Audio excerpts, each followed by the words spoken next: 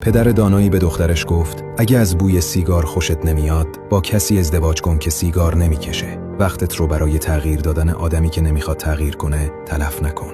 اگه دنبال آرامش و ثباتی، یه آدم عاقل و قابل اعتماد رو انتخاب کن، نه کسی که مدام دنبال جلب توجهه و نمیتونه متعهد باشه. اگه یه زندگی راحت میخوای، با کسی باش که به خوبی پولش رو مدیریت میکنه، نه کسی که راجع به رویاهای بزرگ حرف میزنه ولی هیچ برنامه‌ای نداره. امید بستن به این که یه نفر فقط به خاطر علاقت تغییر کنه معمولاً به ناامیدی ختم میشه.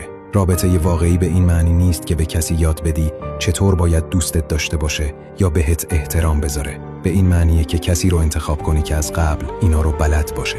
آدما فقط چون دوستشون داری قرار نیست تغییر کنن. در نهایت قاعده ساده است: بهتر انتخاب کن، نه سخت‌تر. در رشد محتوایی هست که کمکت میکنه هر روز 1% بهتر بشی. به خانوادمون ملحق شو.